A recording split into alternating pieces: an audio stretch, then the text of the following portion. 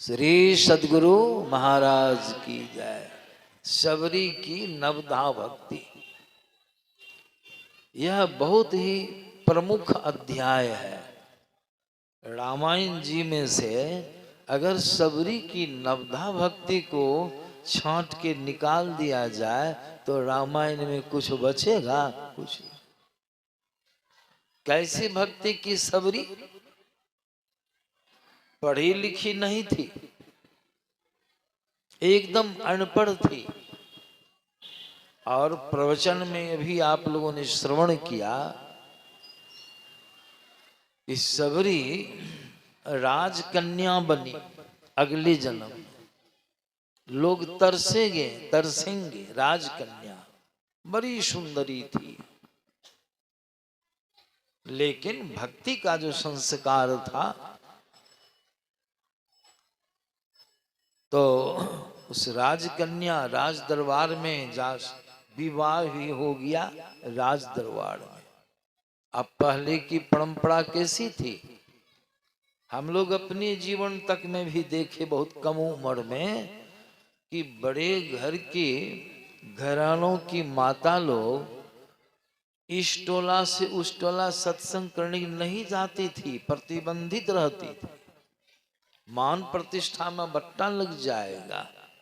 हम लोग अपने परिवार में देखे, पिताजी साहब वो तो हम हुए जब से दीक्षित तब से सबों को सत्संग में ले जाने लगे। कहीं नहीं, तू टोला जाएगा उसके द्वार पर बैठेगा?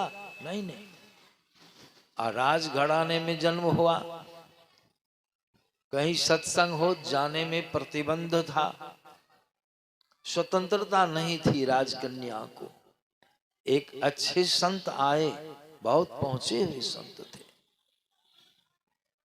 सत्संग की सबरी और बाबा से सबरी आशीर्वाद मांगती है, वरदान। बाबा हमको वरदान दीजिए,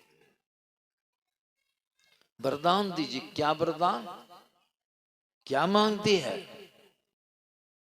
सुन करके आश्चर्य लगा होगा आप लोगों को, भी सुनाया गया है। सबरी क्या मांगती है? गुरुदेव सबसे पहले वरदान कि मैं मर जाऊं। मरने का वरदान कोई मांगिएगा? और मांग रही है मरने का वरदान, ही तो श्राप हुआ। नहीं प्रभु, मेरे लिए वरदान, शरीर छूट जाए लेकिन फिर मेरा जन्म हो मनुष्य शरीर में। मनुष्य शरीर में जन्म हो तो कहाँ जन्म हो? एकदम नीच कुल में, गरीब से गरीब परिवार में जन्म हो। शरीर ऐसा हो गुरुदेव कि हमरे शरीर, हमारी सुंदरता हमारे शरीर में नहीं रहे, कुरूप शरीर दीजिए। कुरूप भी कैसा? जो हमको देखे तो उसका मन भिनक जाए, ऐसा शरीर दीजिए। ऐसा कोई मांगिएगा? वो मांग ली। बाबा ने उसके भाव को समझ लिया, वरदान दे दिया। वही राजकन्या, कितना धन, निर्धन परिवार में जन्म हुआ, भील परिवार में। बहुत लोग कहते हैं मुसहरनी कुल में, मुसहर कुल में जन्म हुआ। देखने में कैसी थी? कोई कुटुंब उसकी मां मंगावे न तो देखने के बाद वो सीधे विदा हो जाए, इतनी कुरूपा थी। उसकी माताजी 108 पाठा कबूली थी तो इसकी शादी हो जाए। देवी माई को कबूलती की थी तो सबरी की शादी भर तो हो गई, लेकिन जब जाने लगी पति गृह, सोच लीजिए कैसी नारी थी वह। सोचने लगती है, पूर्व का संस्कार उसको स्मरण में था। शादी हो गई, बंधन लग गया, क्या होगा? जैसा अर्जुन मन में ठाना वैसा दर्शन दे भगवाना।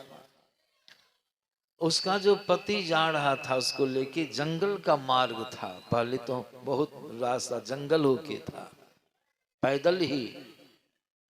आज सबरी जा रही थी ना तो घोग भी नहीं तानी थी, घूंघट नहीं, खुले कोई मतलब नहीं। उसका पति उलट के मन में हुआ, देखो तो कैसी पत्नी है मेरी।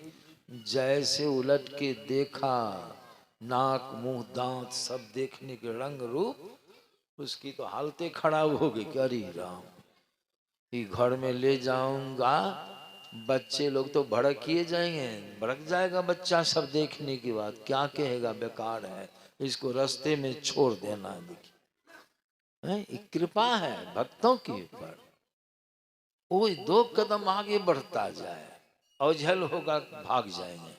और सबरी 1 कदम कम बोलती थी, दूरी बढ़ गई, औझल हो गई सबरी, भाग निकल गया। अब सबरी को अच्छा हुआ। देखिए भक्ति का रस जिसको है, जिसको भक्ति का रस मिल गया, बड़ा सुंदर कहा गया है, चरणदास जी महाराज की वाणी में आया है, जिन्हें हरि भक्ति प्यारी हो, जिसको हरि की भक्ति प्यारी है, प्रिय है, लोक भोग सहजे छुटे, लोक भोग सहजे छुटे, छुटे सुत अरु नारी हो, और जिन्हें हरि भक्ति प्यारी हो। ऐसा हो गया। शबरी मातंग ऋषि के आश्रम में आ गई, उनसे दीक्षा ग्रहण की। शबरी का मन पूरा हो गया और भजन में लग गई। कैसा भजन की, अभी तो माता लोग पढ़ी लिखी बहुत बहुत हैं, लेकिन सबरी तो पढ़ी लिखी नहीं थी। लेकिन सबरी का नाम देखिए आज इतिहास में कितना ऊंचा है, कहने की बात नहीं है। सबरी 9 किस्म की भक्ति को पूर्ण की, और भक्ति का अंतिम परिणाम ऐसी भक्ति की जो देख लीजिए, कल मैंने सुनाया था, यह शरीर क्या है। सबरी ऐसी भक्ति की तो सब शरीरों से सबरी अपने आप को छुड़ा ली। छंद में गाते हैं, अभी गाया गया छंद में, छंद में आया। अब बढ़िया से उस पर विचार कीजिए, देखिए सबरी की गति क्या हुई, उस भक्ति से क्या गति हुई। तजी जोग पावक देह, तजी जोग पावक देह, जोगाग्नि में सबरी देह को त्याग दी। जोग से अग्नि प्रकट करके सती भी शरीर को त्यागी थी, लेकिन दोनों के त्याग में बहुत आसमान धरती का फर्क, क्या तुलना नहीं हो सकती है। सती भगवान शिव की अर्धांगिनी, भगवान शिव महान जोगेश्वर जोगीश्वर, और पिता के बातों से इतना क्रोध उत्पन्न हुआ, उनके पति का अपमानजनक शब्द कहा था। सती जोग से, जोग बल से अग्नि प्रकट की। कौन अग्नि, जोग की अग्नि नहीं, यह अलग जोग, तप का बल, तप का बल। यह अग्नि जो सलाय बाढ़ के लगाते हैं, बनाते हैं, अग्नि को प्रकट कर, यह अग्नि तो अग्नि जलाई नहीं, जोग बल से अग्नि प्रकट होगा उसमें। इस शरीर को सब सती, इस स्थूल शरीर को कूद के उसमें दग्ध कर दी। यह कैसा हुआ, क्रुद्ध होके शरीर को त्याग दी। लेकिन सबरी माई का जो अग्नि थी वह अलग विलक्षण। साधना में, साधना के माध्यम से सब शरीरों से अपने आप को सबरी छुड़ा ली। यह अग्नि नहीं थी, वह जोगाग्नि। उस अग्नि में कष्ट नहीं होता है, लेकिन इस अग्नि में कोई शरीर को जलावे तो उसको कष्ट होता है। सबरी माई भक्ति की और उसमें आया तजी जोग पावक देह। देह भी एक नहीं है, एक देह दिखाई पड़ रही हो। आवाज को ठीक कीजिए, सीटी हो रही है, नहीं देखते नहीं सुनते। श्री सदगुरु महाराज की जय। कितनी देह है, सत्संगी लोग, संत में के अनुयायी लोग जानते हैं, स्थूल देह प्रत्यक्ष है, इसके अंदर में है सूक्ष्म देह, नहीं देखते। कारण देह, महाकारण देह, तब अंत में है केवल आपका निज मंडल है, आपका निज मंडल है, लेकिन आपके ऊपर कितनी देहें लगी है? 4 जड़ देह, 4 जड़ शरीर। मरता तो एक ही शरीर है, शरीर को जला दिए, जीव उस शरीर से निकल गया, लेकिन स्वतंत्र होके नहीं निकला है, 3 शरीर बंधन से बंधा निकला है। जीवता का नाश नहीं हुआ, फिर अंकुरण हो जाएगा, मतलब सूक्ष्म शरीर पर पुनः कर्मानुसार स्थूल शरीर का लपेट चढ़ जाएगा, माता के गर्भ में जाकर के फिर आ जाए संसार में जन्म, फिर मरण, फिर जन्म, फिर मरण, ये छूटने वाला नहीं है। ये कब छूटेगा? वृक्ष को काटते हैं, हमारे यहाँ एक वृक्ष काटा गया, समझे, वो कचनाड़ फूल का बहुत ऐसा वृक्ष हो गया, वृक्ष तो काट दिया, लेकिन एक जड़ उसमें लगी रह गई। गाछ गिर गया है लेकिन जड़ लगी रह गई, जड़ के लगे रहने के कारण उस वृक्ष में पुनः कोई देखभाल नहीं किया, उसमें क्या अंकुर आ गया, एक इतनी मोटी ठल्ली हुई वो फुलाने लगी, जड़ नहीं कटी, वृक्ष लगा रह गया। तो हम जब कभी घूमने के लिए देखे तो गिरे हुए वृक्ष को कटा दिए और जो थोड़ा ठल्ली उसको बचा दिए, मट्टी भर दी, वृक्ष हो गया। उसी प्रकार एक शरीर ही आपका मरा है, लेकिन 3 शरीर जो आपके ऊपर लगे रह गए वो नहीं मरा। अगर वो भी खत्म हो जाए तो आप अकेले हो जाइएगा, स्वतंत्र हो जाइएगा। तो वह शरीर जो 3 है वह अपने आप मरने वाला नहीं है, उसको मारना पड़ता है, उसको नष्ट करना पड़ता है, भक्ति के माध्यम से, साधना ध्यान के माध्यम से उसको समाप्त करना पड़ता है। तो इसीलिए यहाँ सबरी जो भक्ति की उसका रिजल्ट क्या आया, परिणाम क्या आया, वही तुलसीदास जी महाराज दर्शा रहे हैं। कैसी भक्ति थी? तजी जोग पावक देह, देह को तो त्याग दी, अब देह में, चारों देह में रहने वाली यह जो आत्मा है सबरी, आत्मा सबरी, वो कहाँ चली गई?